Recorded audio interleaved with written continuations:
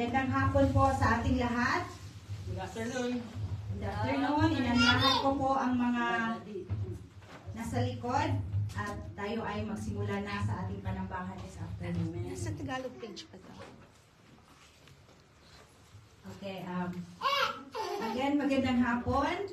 At today is the day that the Lord has made. Amen? Amen. Andito tayo, we praise the Lord kasi kahit na konti lang tayo, I know that the Lord is here with us today. Amen? Amen. Yes. And our call to worship is taken from the book of Psalm 22, verses 27 to 28. All the ends of the world shall remember and turn to the Lord, and all the families of the nations shall worship before you. Oh, for the kingdom is the Lord's, and He rules over the nations. Amen. Lord, we thank you, Lord God, for today that we are here gathered in this place, Lord.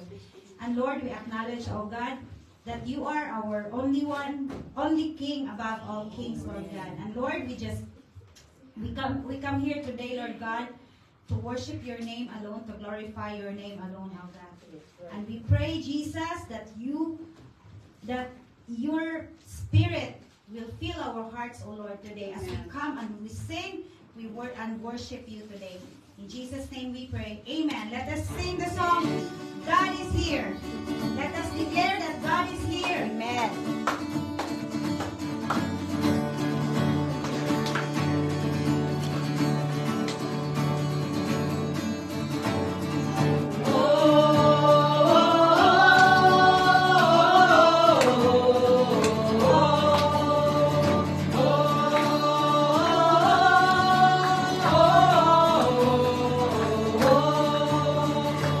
Open our eyes, Lord.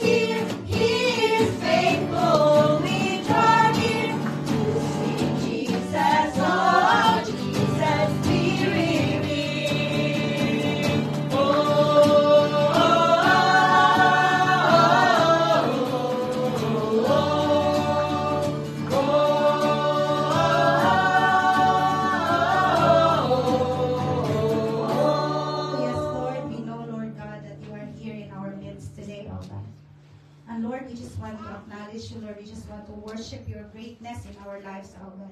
We worship you, Lord, because you are our great God. We worship you, Lord, because you are the one, Lord. Ang nag-iisang Ama, Lord, na tumatanggap sa aming mga weaknesses and everything, Lord. Even in our brokenness, oh God. And Lord, today, Lord, we just want to declare your greatness in our lives, Lord. In this house, Lord, of worship. Let's continue to worship the Lord. Let us sing the song, Great Are You, Lord.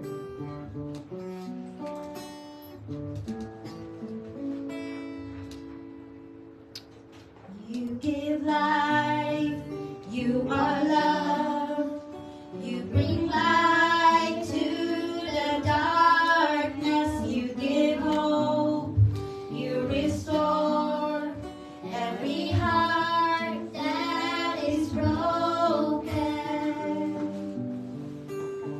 Great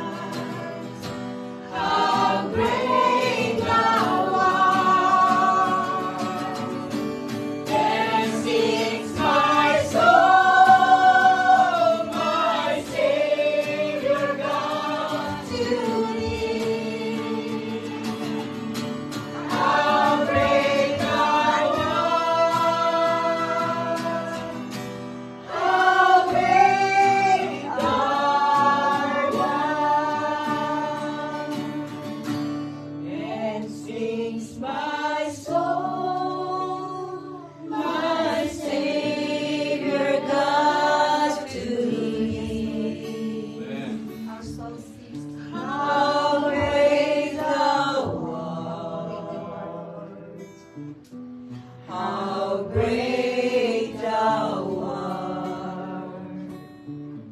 Then sings my soul, my Savior God, to thee.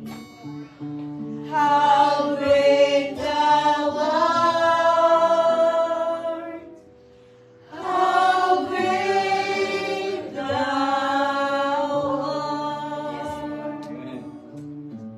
You are our great God. And we sing to you, Lord. All of us, Lord, who are saved, oh God. We sing, Lord, your greatness, oh God. We sing to the whole nations, oh Lord, to the whole earth, Lord, how great you are. We want to proclaim, oh God, your greatness in our lives sa lahat ng mga ginawa mo sa buhay namin, oh God. And Lord, we just want to thank you. We just want to thank you, Lord, for who you are and for what you have done in our lives.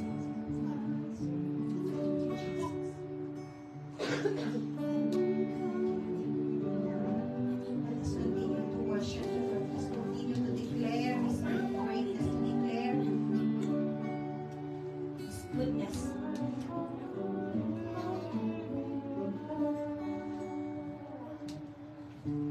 Then sings my soul, my Savior God, to thee.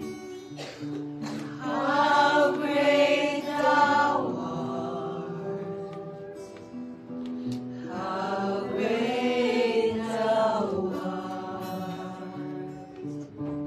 Then sings my soul, my Savior God, to thee.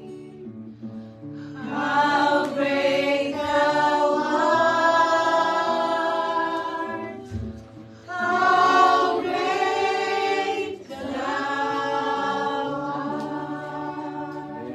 Amen. Thank you, Lord Jesus.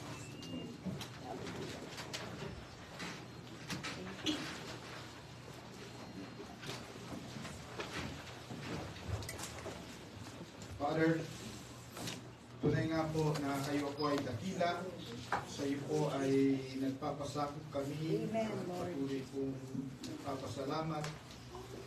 Sa iyo, Panginoon, ang lahat ng kapurihan, lahat Yes, ng Lord Jesus. pagpapala, O Diyos. Amin pong inilalapit sa iyo ang aming bayan, ang Pilipinas, na patuloy niyong kaingain. Ilayo, Panginoon, sa anumang banta, O Diyos. Dalangin namin, Panginoon, na tunay nga pong maghari ang iyong katwiran. Ganon din po rito sa Taiwan, dalangin namin na ang salita ay patuloy pong maipangaral ng malaya. Pagpalain niyo po ang lahat ng gawain, O Diyos. Ito man ay among sa Taiwanese, sa mga Thailander, Indonesian, Vietnamese, English, Tagalog, churches, O God. Yes, Lord Jesus. Sama-sama niyo kaming pagpalain, ingatan, ang salita mo ay may pangaral na may kaakibat na kapangyarihan ng Banal na Espiritu. Pinagkakatiwala sa iyo ang bawat isa, ang bawat isa na narito, ang mga sumusubaybay ng mapagpala mong kamay ay lumako.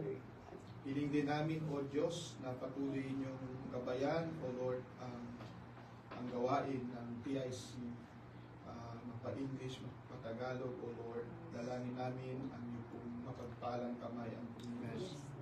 Kung saan naroon ang pangangaral sa dako ng mundo ay hayaan na ang pangalan ni Jesus ay maitaas. Patuloy din namin dalangin ang kapayapaan, O Diyos, sa bandang Middle East, sa Ukraine, at sa iba pang panig, lalo na dito sa area, Panginoon, ng Asia, O Lord. Bigyan niyo kami ng kapayapaan, O Diyos.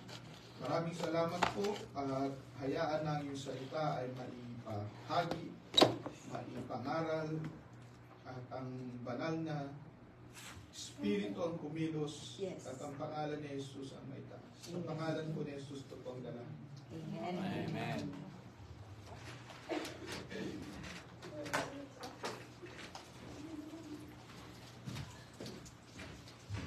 Tumayo po tayo sa pagbasa ng scripture. And our scripture for today is found in the book of Luke, chapter 16, verse 10 to 12. And 2 Corinthians, chapter 9, verses 6 to 9. And Genesis 8, verse 22. At ito.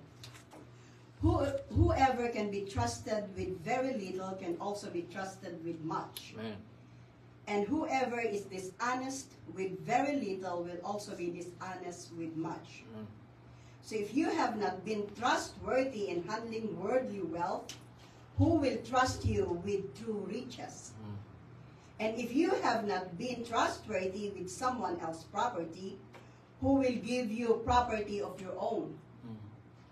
But this I say, he who sows sparingly will also reap sparingly, and he who sows bountifully will also reap bountifully. So let each one give as he purposes in his heart, not grudgingly or of necessity, for God loves a cheerful giver. And God is able to make all grace abound toward you, Amen. that you always having all sufficiency in all things, may you have an abundance for every good work. Amen.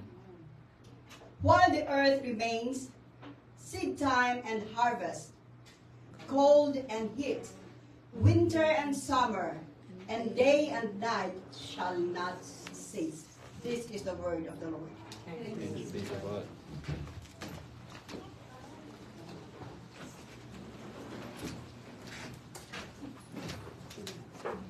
Amen. Magandang araw po sa ating lahat. Tunay nga po na napakabuti ang Diyos sa lahat ng panahon. At tayo po ay nasa pagtalakay doon sa mga principles and changing principles in changing times. Nababago ang panahon, nababago ang season, but there are principles na ilatag sa salita ng Diyos na constant po yun. No? At nais ko pong ibahagi sa inyo isa sa principles doon is sowing and reaping. Last week, nag-usapan po natin yung principle of honor. Ngayon ay sowing and reaping. Most of the time, pagka pinag-usapan ay sowing and reaping, ang nasa isip ng tao ay patungkol lamang sa pananalapi at patungkol sa agrikultura. But in the Bible, napakalaki ng kanyang pagtuturo, no? Actually, ito po yung most of the time, ito po yung mas tinatawag ng ilan, no, na karma. Pero hindi po yan karma. Yung karma po, iba po yan, no? Bagamat halos magkamukha, pero hindi siya.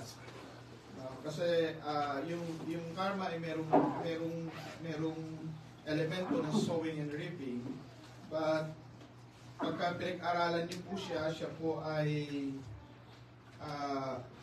nakadugtong sa pagtuturo ng reincarnation, na yung karma mo ay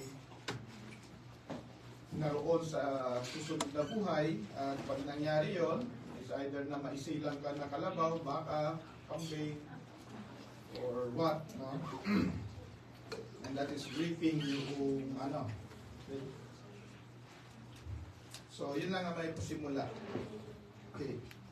Doon sa pasimula ng pagbabago ho, after ng flood ni Noah, nagbigay ng covenant ang Panginoon, which is the covenant with creation. That is God's covenant with creation. Sabi roon, then Noah built an altar to the Lord and took off every clean animal and every clean bird and offered burnt offerings on the altar. And the Lord smelled the soothing aroma. Then the Lord said in his heart, I will never again curse the ground for man's sake, although the imagination of man's heart is evil from his youth. Nor will I again destroy every living thing as I have done. Verse 22, while the earth remains, seed time and harvest, cold and heat, winter and summer, and day and night shall not cease. So yung seed time and harvest, yan po yung isa sa mga pangunahin na pinagmumulan noong sowing and reaping, that there will be sowing and there will be reaping. Now, yun po ay yung covenant na ginawa ng Diyos kay Noah at sa mga sumusunod at doon sa creation na hindi na muling magkakaroon ng baha na katulad ng panahon ni Noah. Now, yung baha na yon, maaring ang iba ay hindi naniniwala, but kahit ang science sa kanilang paghahanap ng mga bagay, nakakita sila na maging ang bundok, no, sa mga bundok ay mayroong traces na yung bundok ay nag-submerge sa tubig. Kahit ang matataas na bundok ay merong mga traces. Okay. At doon sa pag-aaral patungkol sa mga IPs, mga indigenous people, sa mga indigenous people, merong mga pagtuturo o mga ipinasa na kwento patungkol sa baha. Sa Pilipinas, meron yan. Hindi ko alam kung familiar kayo sa biag ni Lamang. Kahit sa mga Ilocano, mas kilala yun na po. Kasi northern part yun eh. Doon po ay, biro ninyo, yung katutubo na nagkikwento noon ay hindi ho nakatira sa patag, kundi sila, ang mga nagkikwento niyon mismo ay yung mga nakatira sa Cordilleras, mga Cordilleras, yung biag ni Lamang. Ano ko kasi baka magkamali aking bigkas. Alam niyo naman, medyo delikado yung ano niya. Pero, so yun po, no? Okay. Now, yung seed time, yung sowing, hindi lang yan patungkol sa buto, kundi at yung fields ay hindi lamang lupa. Pagka pinag-aralan natin sa Biblia. Doon sa Biblia, some of the fields and areas where we sow, tayo ay nagtatanim. At tayo ay nagtatanim po sa agricultural, ginagamit yan. Sa eternity o eternal kingdom, nagtatanim tayo. Ginagamit yung pagtatanim sa finances. Ginagamit din siya sa flesh. Ginagamit din siya sa spiritual.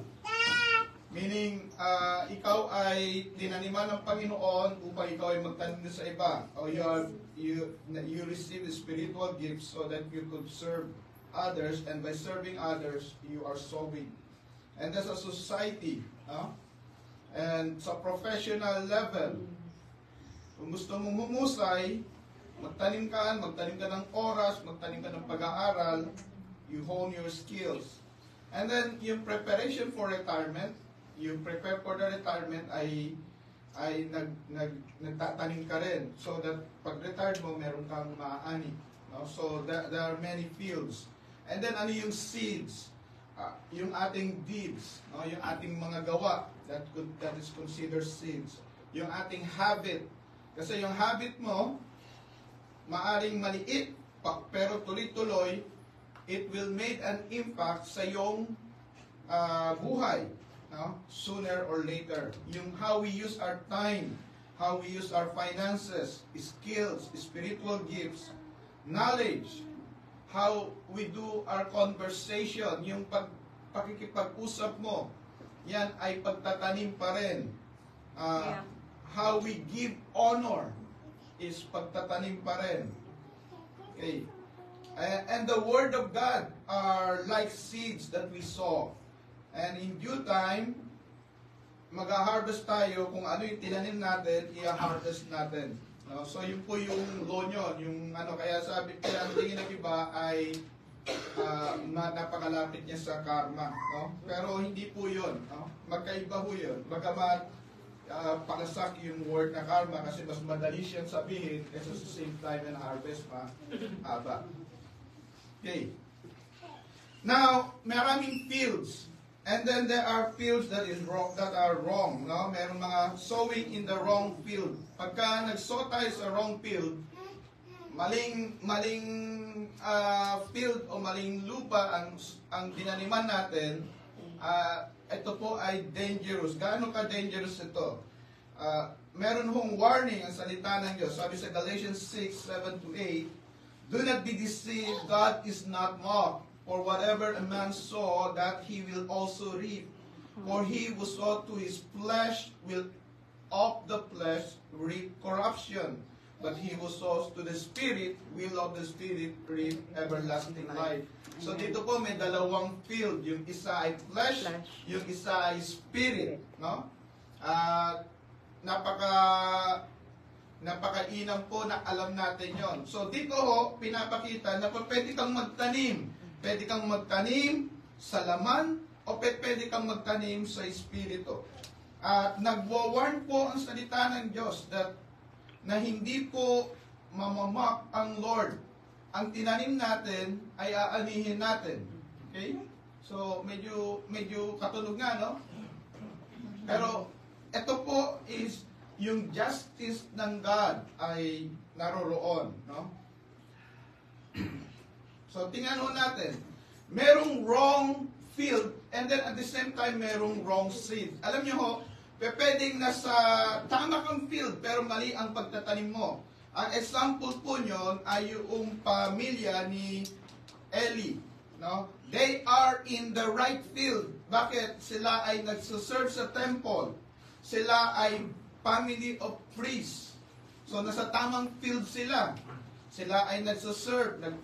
Pero how they serve, yung kanilang itinanim na seed ay seed of corruption, seed of the flesh. No? May pagkakataon hindi pa na-offer yung mga offering, kinukuha na ng mga anak nitong Eli. No? Nakikisiping sila doon sa mga iba na nag-o-offer. No? Ginamit nila yung kanilang religious position to do immoral things, and that is sowing in the flesh. Tingnan ho natin, doon sa 1 Samuel 4, verse 21 and 22, ito po yung sowing the wrong seed, even if you are in the right field. Pwede kang nasa right field, pwede kang nasa ministry, pero yung tinatanim mo ay wrong seed. At yun po yung makikita natin doon sa pamilya ni Eli. No? Sabi ron, then she named the child Ichabod, saying, "The glory has departed from Israel." Wala yung glory, wala yung kapangyarihan ng Diyos. Bakit? Ano pa nangyari? Because the ark of God has been captured, and because of her father-in-law and her husband. Namatay yung father-in-law, namatay yung husband niya. At isinilang niya yung bata sa paghihirap at pinangalanan yung bata na Ichabod. Ibig sabihin na wala yung glory, nawala yung protection nila sa Panginoon, nawala yung presensya ng Diyos sa kanila. Samantalang yung Ark of God kasi represent the presence of God. Yeah. Yung Ark of God, pwedeng pagka nahipo mo ng mali, pwede kang mamatay. Yung makakita, maaaring mabulag. Diba? Ginawang pangayan ng pelikula, kumita sila. Diba? Yung Raiders of the Lost Ark, patungkol yun sa Ark of the Covenant. So they are in the right field. Pero mali yung kanilang tinatanim. Parang bukid, di ba? Yung bukid, depende sa itatanim mo. Maari kang mali ang tanim. Maaring nagtatanim ka, sabi mo, basta halaman naman yan. Organic naman yung tinatanim namin. Ano ba yung tinanim niyo? 5 fingers. Di ba? Wrong seed, right field. Depende yun. Di ba? Depende yun. At yun po ay makikita natin sa buhay ni Eli at paano nawala yung glory sa kanilang family. Nawala yung divine protection. Pwede ka pa lang nasa ministry, pero nawala na yung glory ng Diyos. Pangalawa, we could be sowing in the wrong field. No? Sino yun? Si Samson. No? Flesh. He saw doon sa flesh, sa laman, at wala doon siya sa kanyang area of concern, yung area na pinoprotection na niya as a judge. Pumupunta siya sa Philistine. At gano'n nga, at yung babae na Philistine, ngayon, hindi ho yung pinangalanan, no? Bagamat may mga pelikula yan, hindi yung pinangalanan. And she said, "The Philistines are upon you, Samson." So he awoke from his sleep and said, "I will go out as before at other time and shake myself free." Kaya isip niya, ayan na naman yung mga Philistine, hindi na ito nagsawa sa akin. Ilang beses ko na itong tinalo, ilang beses. Talagang ang taas ng kanyang kumpiyansa sa kanyang sarili. Pero alam niyo po, isa sa nakakalungkot na sentence sa Bible, but he did not know that the Lord had departed from him. He did not know that the Lord had departed from him. Naroon pa rin yung naroon yung kumpiyansa niya. Ang hindi niya alam, wala na ang presensya ng Diyos sa kanya. He did not know that the Lord had departed from him. Pwede na mawala yung presensya ng Diyos. No? Sowing in the wrong field. Yung gifts natin ay maaring mawala sa atin. No? Merong ilang mga sikat na mga awit na nagsimula sa paglilingkod sa Panginoon, and in latter times nasira yung kanilang sarili. Merong isang napakasikat nung 50s, 60s na naging idol doon sa Amerika at sa buong mundo. No? Siya ay nagsimula sa paglilingkod sa Diyos, sa choir, sa church. No? Kumakanta ng mga gospel, pero sa huli niyang parte ng kanyang buhay, at nung siya ay matagpuang patay, puno ng droga ang kanyang dugo, ang kanyang buhay. Meron ngayong sikat na anak ng dating missionary. At ngayon yung kanyang awitin at ang kanyang pamumuhay ay malayo doon sa kanyang kinagisnan. No? At pinagtatawanan niya ang kanyang pinagmula ng kanyang pananampalataya, bagay ang kanyang mga magulang. Ang salita ng Diyos ay sabi, God cannot be mocked. Okay. Sowing in the wrong field can make us spiritually insensitive.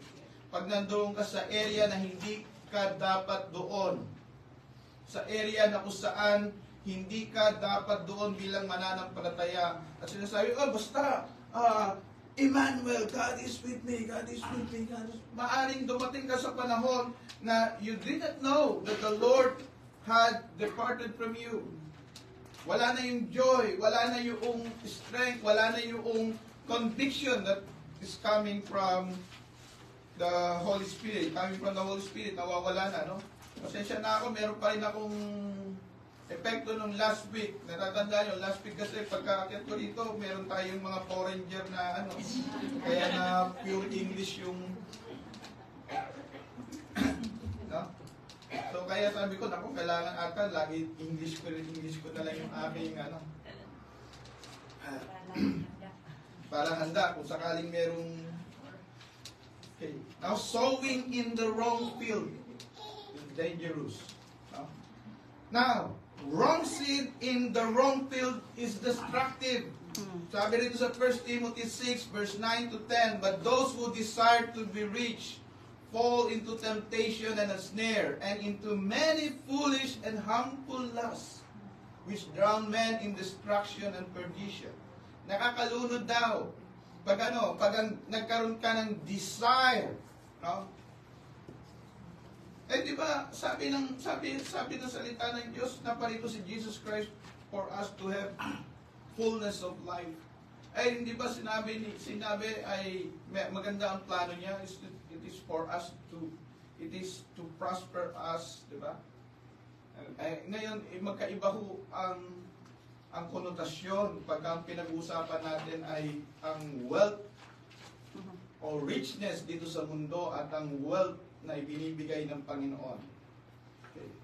Sabi na sa verse 10, "For the love of money is a root of all kinds of evil, for which some have strayed from the faith in their greediness and pierced themselves through with many sorrows." Now, yung love of money, that doesn't mean na ito po ay nakatali lamang sa mayaman. Merong mga tao na maaaring walang pera pero merong love of money and merong desire to be rich. No? At sa desire nila, gagawa sila ng mga bagay para lamang yung desire na yon ay mangyari. At yun ay nagiging trap kung saan nalulunod tayo. No, pagka yung naging purpose of your existence ay maging mayaman lamang dito sa mundo, delikado ho yun. Bakit ho? Kasi sabi nga dito, maari kang mag-fall sa lust, no? Na ito po ay destructive. At yung pagmamahal sa salapi, hindi yung pagkakaroon ng salapi, kundi yung pagmamahal dito ay magdudulot ng iba't ibang bagay na masama. Maari po siyang makapagdulot. Bakit ho?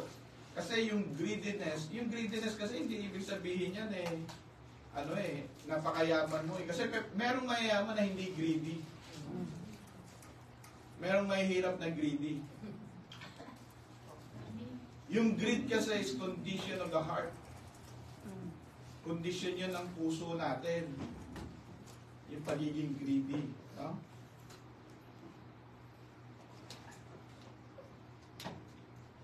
Pwede kasing pag ikaw ay greedy, na ikaw ay kulang sa pananalapi. Pagka greedy ka, maaari kang gumawa ng mga bagay na labag sa batas. No? Sa ngayon, ang Pilipinas, alam niyo, ang Pilipinas, isa sa pinaka-source ng OSEC, yung online sexual exploitation, na kung saan yung mga bata ay binibenta sa World Wide Web, sa internet. Sino nagbebenta? Magulang. Diba? Samantalang pwede silang magtrabaho at magano. Kapag pumasok ang greediness, that's it. Mas madali ang pera. Yon, yung love of money. Hindi yung masama yung pera eh. Kasi the same money na ginagamit para doon ay the same money na ginagamit din ng pangtulong. Wala ho yung pinagkaiba sa papel.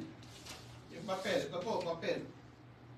Dito nakaprint ay yung scriptures. Pero pwede ka rin mag-print ng porn. Saan? Sa papel. It's how we uses it. Ganon din yung money. Money is a tool. Pagka pinamahal mo siya, hindi mo siya magagamit, ikaw ang gagamitin niya. Pag minahal mo ang Diyos, gagamitin ka ng Panginoon. Amen. Pag minahal mo yung money, gagamitin ka rin ng money. Wrong seed in the wrong field is destructive. Ngayon, ang tanong, paano tayo magsuso? Ano yung picture ng sowing good seeds in the right field? No? Sowing good seeds in the right field. Na tama yung itinatanim mo at tama yung pinagtataniman mo. Di ba? Lahat yan eh. Actually, yun malawak yan eh, yung sowing. Di ba? Kasi pwedeng tama yung seeds mo. Kaya, ang lalaki may seed. Pero para kanino lamang yon? Sa asawa mo. Pero pwedeng wrong field. Hello? Di ba? Meron ganun, di ba? Kaya tama yung seed. Pero dapat tama rin yung field. Hello? Yeah. Di ba? Now, tingnan mo natin. Ano yung mga seeds? Sabi nga natin, no, yung seeds, napakaraming way yon. One of the seeds ay yung gifts. Things that we can reap by sowing our gifts. Pag meron tayong gifts, no? Whether yan ay material, spiritual gifts, or skills, once you sow yung gifts sa right field, it could help develop friendship. Sabi raw, everyone is the friend of a man who gives gifts. No? You uses yung gifts, whether yan ay natural gifts, pag-awit, o pagsayaw, di ba? Pag yan ay ginagamit mo sa tamang field, it could develop friendship. Pagluto, and then material things. Second, it can produce opportunity. You could reap opportunity. Sabi nito, a gift opens the way for the giver and ushers him into the presence of the great. Yung gifts. May natatandaan niyo yung isang mama na maganda yung boses no na videohan, yung Black American siya na homeless, na yung gifts niya ay yung voice niya, at nung marinig at mapakinggan ng mga tao, it opens an opportunity for him na magkaroon ng record, magkaroon ng work. Gifts open opportunities. Diba, yung mga patimpalak, no? Tawag ng kampyon, tawag ng tanghalan. Yung panahon ni Kuya Robert, di ba, Kuya Robert, no? Tawag ng tanghalan, yung mga panahon niya, di ba? It opens, di ba, nag-open siya ng opportunity. Kasi inalaw nila na yung gifts nila ay magamit, ma-share nila sa marami. Opportunity. And then, it could offer also, you could reap also reconciliation. Sabi, a gift given in secret soothes anger. Okay. So, yun. Ano pa? When it comes to finances, sowing and reaping in field of finances, saan tayo pwedeng magtanim? At ano yung tinatanim natin? No? At ano yung ating nare-reap? Once we give our time and skills, yun ang tawag doon is labor or work. Yung time natin at yung skills natin, binibigay natin, then we earn or we reap wages. Sabi doon sa 1 Timothy 5:18. No, rights ng isang nagtatrabaho ang kanyang sahod, no? Pangalawa, savings. Yung little by little, once you save, ito ay nagbo-grow, and in latter times o yung pagka-edad mo, meron kang maaani. Huwag mo sabihin, sabi naman ng Lord, God will provide it. God will provide. Bahala na, basta God will provide. Ganun yung konsepto ni Juan Tamad. Remember the kwento of Juan Tamad? Naroon na lang yung bayabas, umigap pa siya. Hinintay pa niya na bumagsak. Di ba? Savings. Alam natin yon. Tinuruan tayo, sabi ng Book of Proverbs, o tingnan ninyo ang mga langgam. Habang panahon ng summer, yung langgam ay nagtitimpo. Nag-iimpo. Di ba? Proverbs 13 verse 11. Yung money gained by little, no? Iniipon mo. Will one day. Pero dapat tama naman yung pag-iipunan. Baka ilagay ninyo doon sa nagmo-moist, masira. Diba? Meron yung naglagay na doon sa nagmo-moist, nasira yung kanyang mga tago-1K. Diba? Pwede naman sa bangko, kahit pa paano ay tutubo.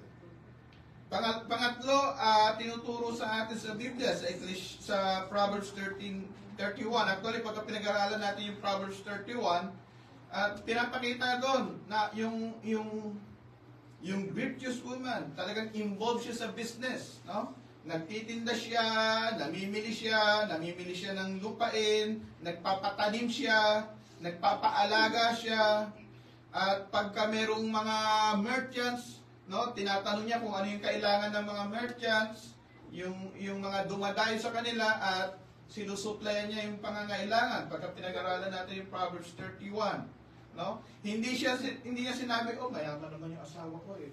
Ano na lang ako rito, kuya-kuy na lang ako.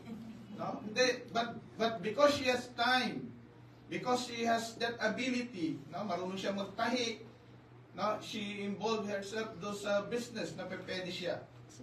Okay. And then number 4 ay investments. Sabi roon sa Ecclesiastes 11 verse 2, i-divide mo sa 7 times ang yung investment, wag lang sa isa. Kasi merong mga risk, no? Eh hindi ako magte-take ng risk. Yun po yung naging problema doon sa parable of the talents. Tinago niya yung kanyang talents, hindi niya ni-risk. Hindi lumago. At binalik pa niya doon sa, sa'yo naman yan, sa'yo na yan. Sino ang pinagpala? Yung nag-take ng risk, yung pinalago. No? And then yung investment, ano ba yung kaiba ng investment? Yung investment po, yung hindi mo business, ikaw ay naglaga, no? Nag-invest ka, naglakad ka, sumosyo ka. Merong mga ito uso sa atin, di ba? Yung nagpapaalaga ng baboy, di ba? Ako ay magsusupply nito, pagka nanganak yan, hati tayo, 2 sa iyo, 3 sa akin, parang gano'n. Meron gano'n, di ba? Wala ka doon sa Pilipinas, pero you are investing. Investment. Tinuturuan mo tayo ng salita ng Diyos because we will sow what we reap. Honoring God, sabi sa Proverbs 3 verse 9, we honor God by our resources. Di ba? At sabi niya, pagpapalain ka roon. Helping the poor. Sabi rin sa Proverbs 19 verse 7, pagka tinutulungan mo yung mahirap, nagpapahiram ka sa Diyos at ang Diyos ang bahalang magbigay sa iyo ng blessing, no? Hindi doon sa tinutulungan mo. Hindi doon sa tinutulungan mo manggagaling yung pagpapala mo kundi sa Diyos dahil ang pagtulong sa mahirap ay pagpapahiram sa Panginoon. Amen. No? Sa James 1:27, sinabi diyan kung sino yung mga mahirap, yung orphans, yung widow, no, yung talagang widow, no? Na walang anak, sabi ron. Tapos yung orphan, yung walang magulang, walang anak na matanda, at yung bata na walang magulang. Tulungan daw natin. Okay. And then partnering with ministry, makikita natin yan sa Philippians 4 verse 10 to 19, no? Yung kino-quote natin lagi, my God shall supply all my needs. Alam niyo po, ang kausap ni Paul doon na my God shall supply all your needs, yung mga partner niya yung sa ministry. Hello, pagka binasa natin yun ng buo, ang pinag-usapan doon ay yung mga partner niya sa ministry. Diba? Yung ka-partner niya. Para saan yung letter na yun? Para sa partners sa ministry. No, yung tumutulong. Kaya po tayo, kahit papaano, kahit medyo maliit tayo, we try to help yung mga ministry sa Pilipinas, which is outside sa atin. No? It is partnering with ministry or ministers. So, yun po ay sowing and reaping in field of finances. Meron din sowing the Word of God. No, yung Word of God is like a seed. Sinusow yan pag tayo ay nagre-reach ng soul, di ba? Pero, pwede rin nating itanim at dapat lagi nating tinatanim ang Word of God sa atin. Paano natin tinatanim yon? Una is to desire the word. No, kanina, yung problema, yung isa ay they desire yung richness ng world. Pero tayo tinuturuan to desire the word. Sabi dito, desire the pure milk of the word that you may grow thereby. Pagka ang desire natin yung word of God, we will grow, spiritually grow. Pagka tayo po ay spiritually banso, tanungin mo, nasan ba yung desire mo? Pagka wala yung desire mo sa word, magiging bansot ka. Walang protein, walang milk. Desire the pure milk of the word. Desire the word. Second, meditate the word. So, kanina, desire mo lang. Ngayon, you meditate it. Meditate is like chewing it. No, chinu-chew mo. Hindi mo lang basta, just take it. Chinu-chew mo, iniisip mo, ano ba yung para saan ba yun? Paano ko ma-apply yun? Ano yung mga promises na yun? Sabi sa Joshua 1:8, for then you will make your way prosperous, then you will have good success. Once we meditate the Word of God, it will lead us to prosperity and success. Yun ang sinasabi doon sa Joshua verse 1 and 8. No? So, ang priority mo na, you are not deciding yung richness. Yung richness o yung prosperity is a byproduct of your relationship with the Lord and with His Word. Number 3, memorize the Word. Sabi dito, your Word I have hidden in my heart that I might not sin against you. Diba? Sabi doon sa Psalms 19. Sabi doon sa Psalms 19, yung mga hidden sin ko, paano yun napapagtagumpayan? Because of the Word of God. No? Yung serpent, pwede niyang mabaliwala yung Word of God. At pag nabaliwala niya yun, ay mayroong tendency to sin. So how we saw the Word of God, tinatanim natin yung sa puso natin, tinatanim natin sa isip natin, tinatanim natin sa puso by desiring it. Tinatanim natin sa spirit natin by meditating it. Di ba? Tinatanim natin sa isip natin by memorizing the Word of God. Memorize mo yung mga promises ng Lord.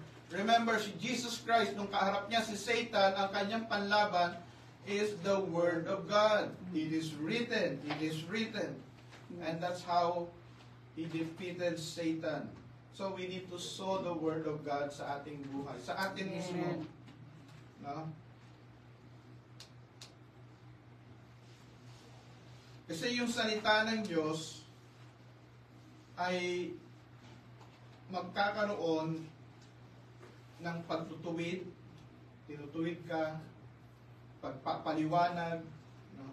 Pag-aayos. No? Naiayos tayo. Pag naiayos yung puso natin, pag naiayos yung values natin, magiging maayos yung ating pamumuhay. Now, tingnan mo natin, general truths when sowing good seeds. Ano yun? Dito na tayo sa principles ng harvest. Number 1, we shall reap. So expecting a harvest. Pag kayo nagtatanim, you should expect a harvest. Amen. No, pwede kang magtanim ng mali at sa maling field at maling then you will expect a harvest, katulad ni Ichabod, katulad ni Samson. Pero dahil alam mo na, bakit ka pa magtatanim yon? Eh di magtanim ka na ng mabuting tanim. Sabi rin sa Galatians 6, verse 6 to 10, let him who is taught the word share in all good things with him who teaches. Do not be deceived, God is not mocked, for whatever a man sow, that he will also reap. For he who sow to his flesh will of the flesh reap corruption, but he who sows to the Spirit will of the Spirit reap everlasting life. Okay. So, dalawa ho yun. Pwede tayong mag-sow sa flesh, pwede tayong mag-sow sa Spirit. Diba? Sa flesh, corruption. Sa Spirit, everlasting life. Mamimili ka pa ba doon? Wala di ba? And then verse 9, and let us not grow weary while doing good. For in due season we shall reap if we do not lose heart. Amen. Paunti-unti, no? Ang sinasabi nun tuloy ka lang. Do not grow weary. Minsan kasi talaga nakakapagod ang gumawa ng mabuti. Yeah. Minsan gumagawa ka lang ng mabuti, gagawa ka pa ng masama. Si. Di ba? Sino sa inyo nakaranas nyo? Tawag nyo na itaas ang kamay kasi tataas kayong lahat.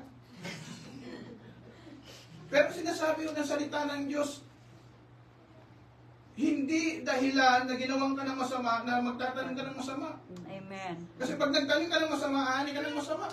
E di gumawa ka pa rin ng mabuti, aani ka ng mabuti. Amen. Di ba?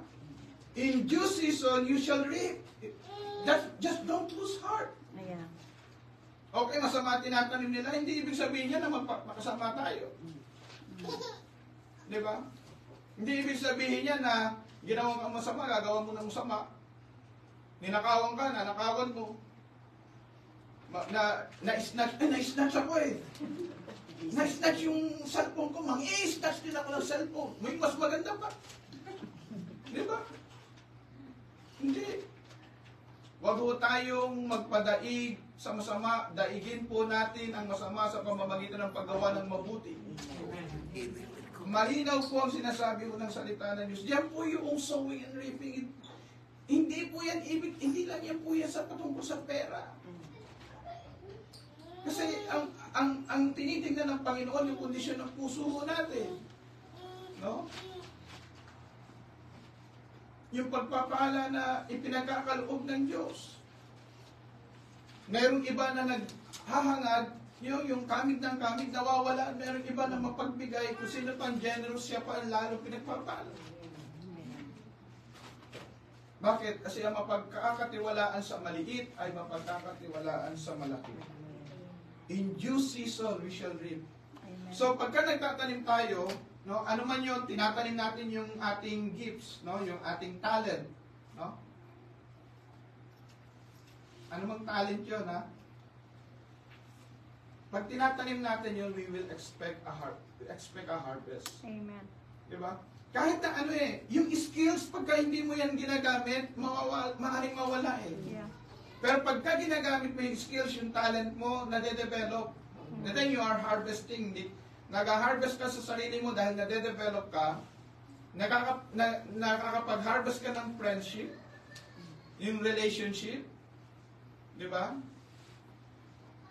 We will reap a harvest. So pagka ikaw, maniwala ka na mag-harvest ka ng good because you are planting good seeds. Amen. Next, trust God sow bountifully and reap bountifully. Sabi dito, but this I say, he who sow sparingly will also reap sparingly.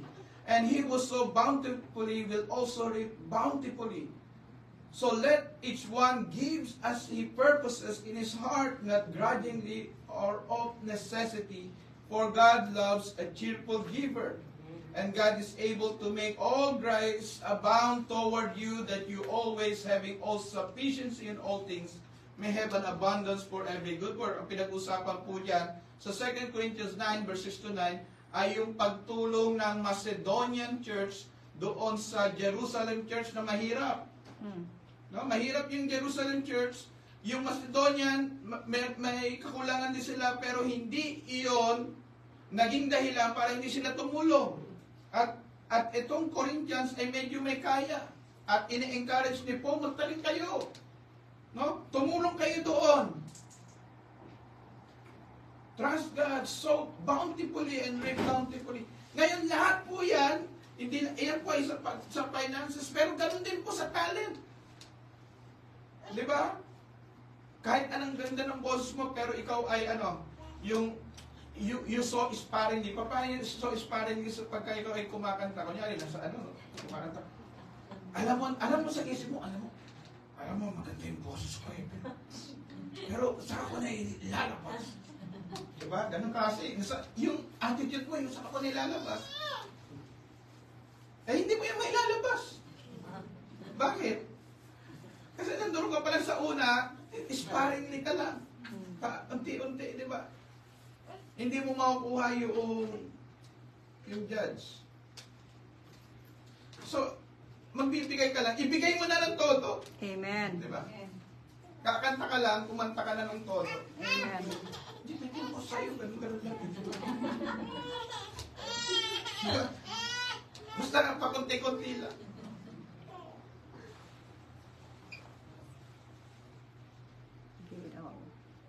sow bountifully, mga kapatid, and reap bountifully. At yung principle na yon ay applicable hindi lang sa finances, hindi lang sa giving. Tingnan ho natin, di ba? Kahit yung mga businesses, paano they sow bountifully. Paano sila nagsosow yung mga business? They sow through advertisement, through public relations. Kahit hindi maganda yung produkto, maganda yung packaging. Kahit hindi masarap, maganda yung packaging.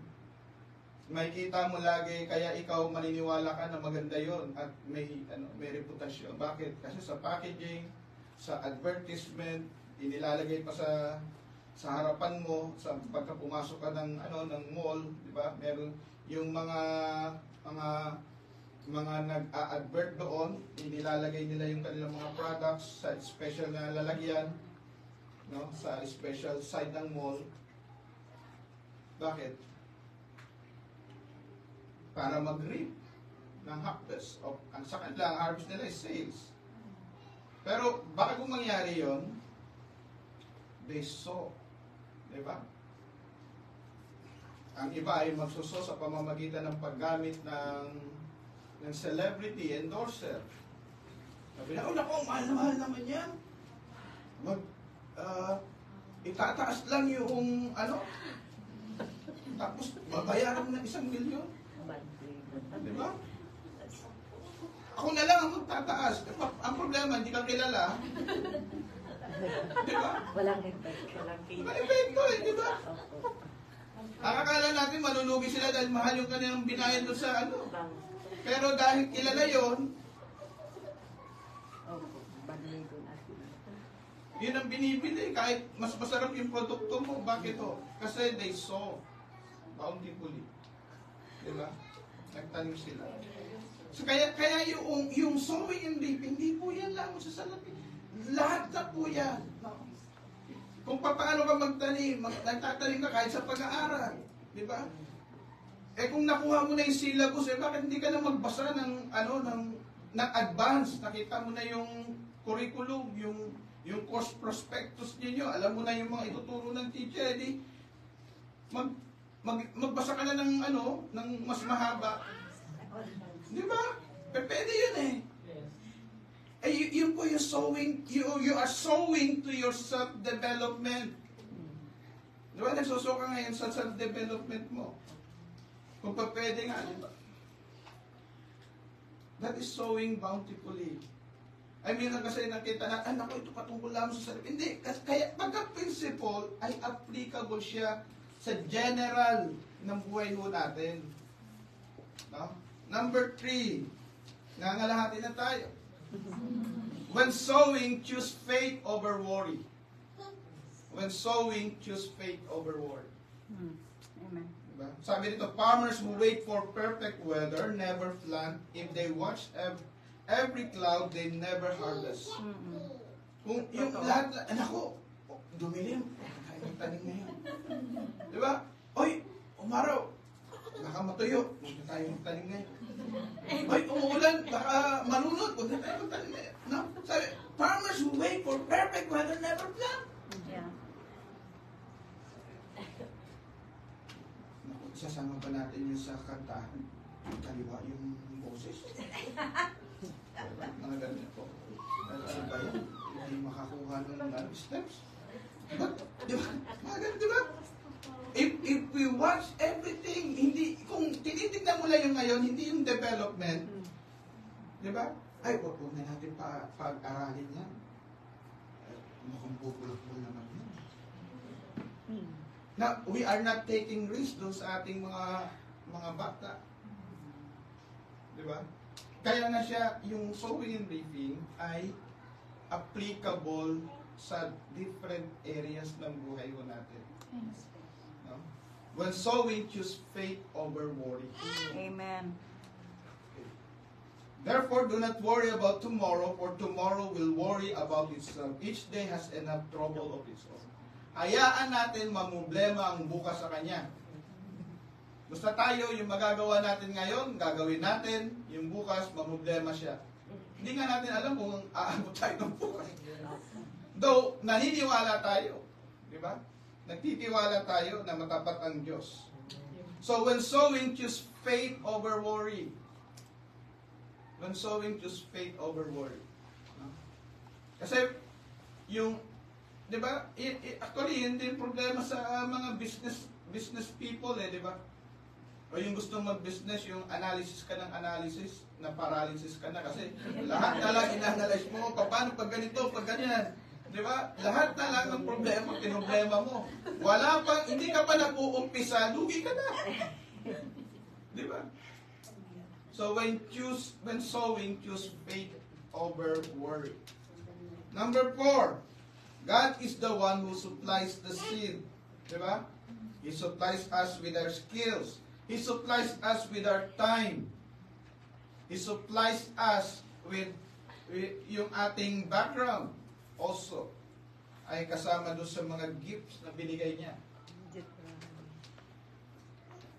Yung pananalapi ay ganun din. 2 Corinthians 9 verse 10, Now he who supplies seed to the sower and bread for food will also supply and increase your store of seed and will enlarge the harvest of your righteousness.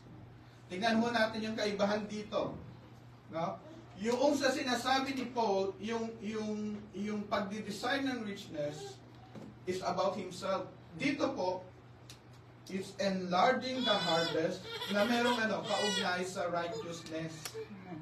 So magkaiba po yun. Yung isa ay pakabig, yung isa ay patuwid sa Panginoon. No? At ang Diyos ang nagsusupply ng seed. Huwag ho tayong manghinayang. Sa pagkakaloob, huwag ho tayong manghinayang. Paglilingkod, huwag ho tayong manghinayang. Bakit ho? Pag nagtatanim ka, tayo po ay umasa. Actually, sowing is shaping our future. Predicting our future na ginagawa natin ngayon.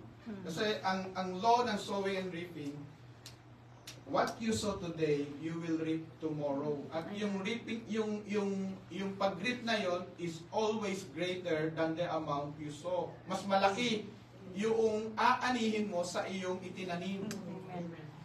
Diba? Kung nagtanim ka ng 3 minutes na awit, diba? Darating ang araw, darami yung numbers mo na pwedeng awitin, diba? O steps mo, nagtanim ka ng 3, 4 na steps. In due time, dahil yan na nadadagdagan yung skills mo, yung kakayanan. Ganon din kahit sa pananalapi, ganon din sa skills. Diba? Nag-aaral ka na, ay, naku, paano ka magluto ng Diba? Natuto ka maggisa. So, susunod, matututo ka ng maglaga, magsigang, di ba? Saan ka una? Nauna kang magluto ng kanin. Susunod ay itlog. Di ba? Paunti-unti, pero nagde-develop yun eh. Di ba? So, nasusuplayan ka. So, ganun yun. Yung principles, it applies sa lahat. Amen.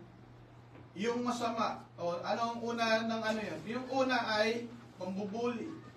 Susunod, maaring hold up na. O ay pangungutong, di ba? Yung ngotong-ngotong muna. Diba?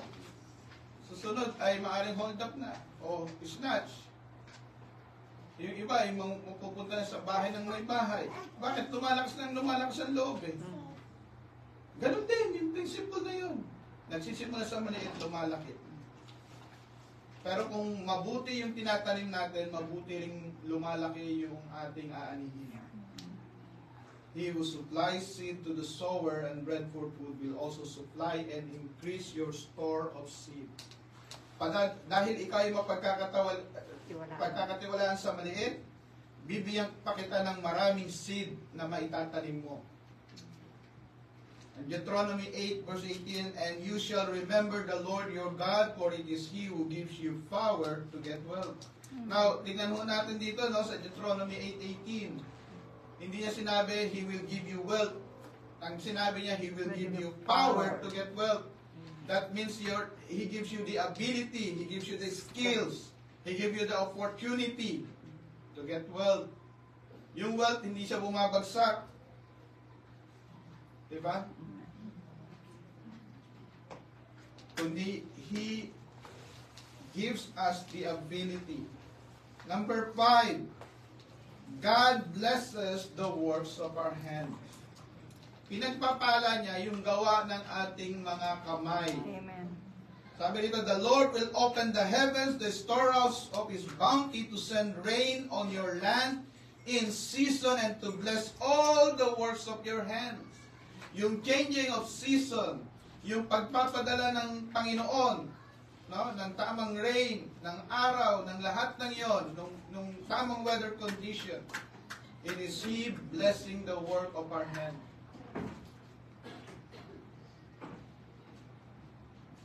Bakit to? Kasi ang gusto ng Panginoon, ma-enjoy rin naman natin yung ating mga na-produce. Sabi dito, every man should eat and drink and enjoy the good of all his labor. It is the gift of God. Amen. Yung God blessing the works of our hand is a gift of God. Kasi pwede kang maraming na-accumulate, pero ang sabi nga ng di ba, sabi ni Jesus Christ, merong isa umani ng marami. At sabi niya, napakarami ng ani ko, magpapatayo uli ako ng Barn. ng isang barn, no? Pero hindi niya alam, yun na pala yung huli niyang buhay. Yes. Hindi niya na-enjoy. Puro trabaho siya. Really. Pero yung pag-enjoy ng ating produce, it's a gift of God. Gusto niya yon. Gusto niya pagpalain tayo, gusto niya ma-enjoy pa natin. Hindi ho tayo ginawa para magtrabaho. Hello.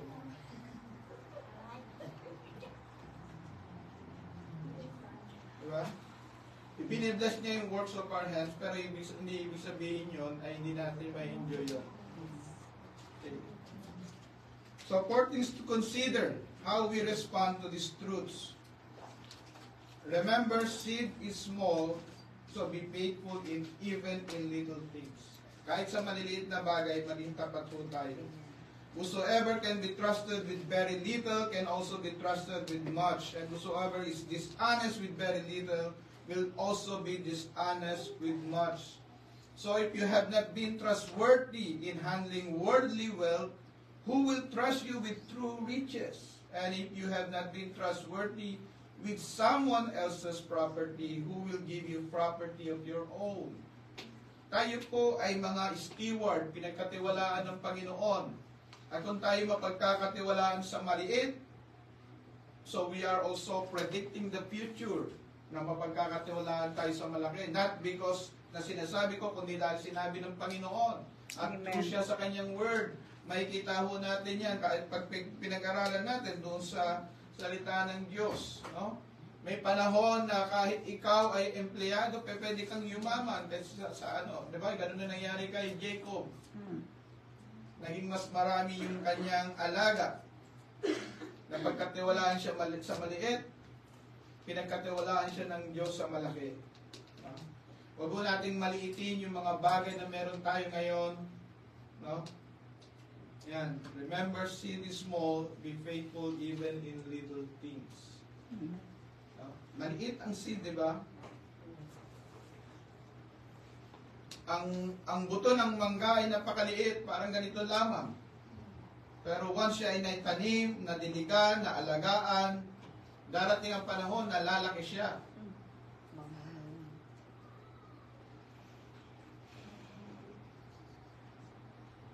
Huwag mo natin maliitin ang mga days of small things. Remember, seed is small, so let us be faithful. Second, always consider ano ba yung priority natin. Doon sa Haggai chapter 1 verse 6 to 8, o sa Haggai chapter 1, nakikita natin doon, yung mga tao, gawa sila ng gawa, paggawa sila ng paggawa ng bahay nila, na natiwangwang yung templo ng Diyos. At ang sabi dito, you have sown much and bring in little. You eat but do not have enough. You drink but you are not filled with drink. You clothe yourself, but no one is warm, and he who earns wages to put into a bag with holes. Thus says the Lord of hosts, consider your ways, go up to the mountains and bring wood and build the temple, that I may take pleasure in it and be glorified, says the Lord. No, yung naging priority na nila, pagkatapos silang maibalik, imbis na i-rebuild nila yung templo, kanya-kanya silang rebuild ng buhay nila. At by doing so, hindi nila nare-rebuild yung buhay nila. Nagtatrabaho sila pero walang napupuntahan yung kita nila. Yung kita nila ay parang nilalagay sa bulsang butas. Paano ba yun? Wala namang butas yung bulsa ko. Nasusihan ko naman. Ang ibig sabihin yan po ay ganito. Kumikita ka, pero yung kita mo halos walang natitira. Bakit? Napupunta saan? Sa ibang mga gastusin. Yung ayaw mo magkaloob, kung magkakaroon kasi mabawasan yung pera mo. Dahil nga pera mo, di mawawala yun. Wala yung proteksyon ng Panginoon. At yun po yung nangyayari dito. Sabi ng Panginoon, consider your priority, consider your ways. Kumikita kayo para kayo naglalagay sa bag na merong butas. No? Paano yun? Paano ba yun? Biro mo, minsan meron pang malaki ang kita, pero baon sa utang. Di ba? Merong kaunti ang kita, walang utang. Paano ba yun? Kasi nga, it's knowing our priority. Now, pagka inuulan natin ang Panginoon, meron tayong hedge of protection.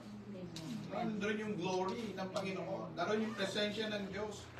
No? Yun yung nawala kay Samson. Di ba? Inuna niya yung laman niya, nawala na sa kanya ang Panginoon. Ganon din ang nangyari kina Eli. Nasa templo sila, pero yung kanilang pamamaraan ay hindi maka-Diyos. Consider our priority, mga kapatid. Merong mga tao na kabig ng kabig, nawawalan. Merong tao na nagbibigay pero ay parang hindi nawawalan. Amen. At yun po, sabi dito, go up to the mountains and bring wood and build the temple. Okay. Consider a priority. Number 3, use temporal wealth for eternal gain. Tingnan mo natin dito, sabi dito, 1 Timothy 6:17-19, tell them to use their money to do good. They should be rich in good works and generous to those in need, always being ready to share with others. By doing this, they will be storing up their treasure as a good foundation for the future, so that they may experience true life. Ma-experience daw natin yung true life by living a life that is generous. Yung generous life is true life.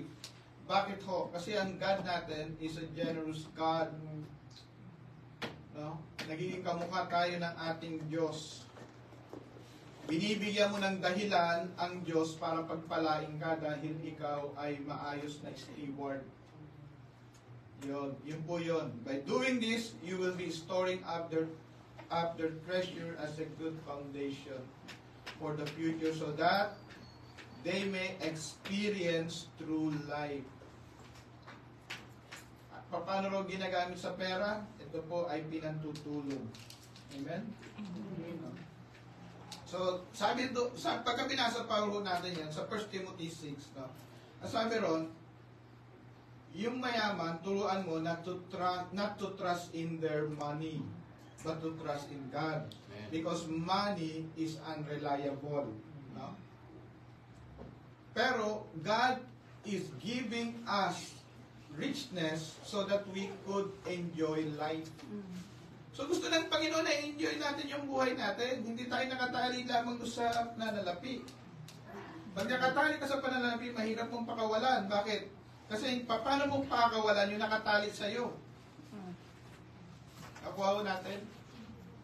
Pagka nakatali tayo sa pananalapi, nakatali tayo ay nakakulong sa Kanya.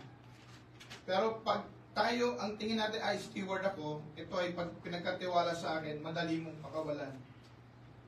at hindi ka nakatali sa Kanya, hindi ka alipin. No?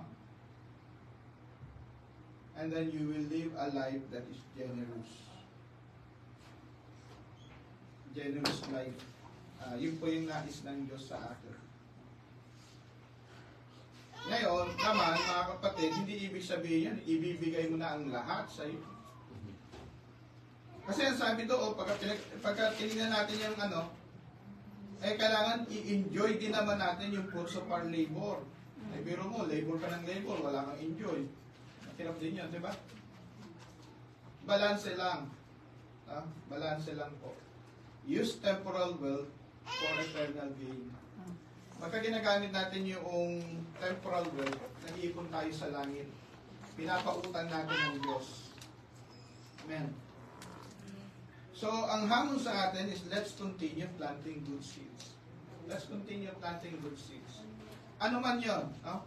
Yung action natin, honoring others, helping yung ating loved ones, helping yung kilala natin, no? Pwede naman tayo kasi mag-assign ng isa na pwede tutulungan natin. O yun, sinutulungan ko yung isa. Di ba? Ngayon, pagka pinagyaman ka ng Panginoon, hindi dadalagin na dalawa na yung sinutulungan mo. Di ba? Tapos pagka, malay mo, payamanin ka ng Panginoon sa 25, mabunot yung ano mo, papiyaw mo. 8 million, Pastor. Oh, di ba? Yung iba, uwi na. Yung iba.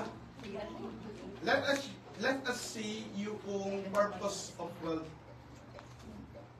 Let us see yung purpose of wealth. At makita natin, merong true richness na ipinapakilala sa atin ng Diyos. Yung yaman na walang makakapagnakaw. At yun po yung yaman na iniipon natin sa langit. Amen. Kasi sa totoo lang, yung iniipon natin dito, minsan nga nagiging curse eh.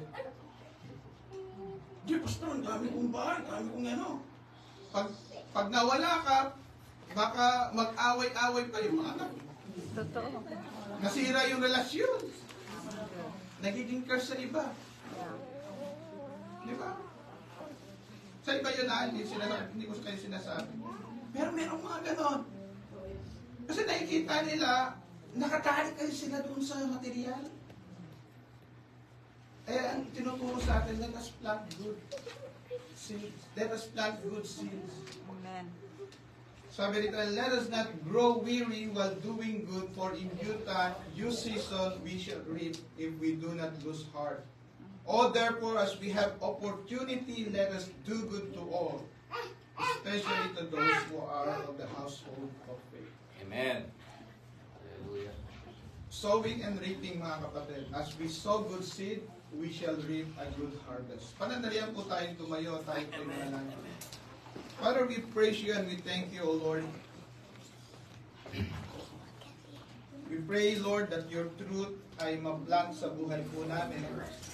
That we become people who honors others and who continuously plant good seed, O Lord. Na magkakalat kami ng mabubuting pananim, O Diyos, sa aming pananalita, sa aming paggamit ng oras, sa paggamit ng skills na pinagkaloob mo, sa talents, sa spiritual gifts, sa Word of God, maging sa finances, Lord. Lord, help us plant good seeds.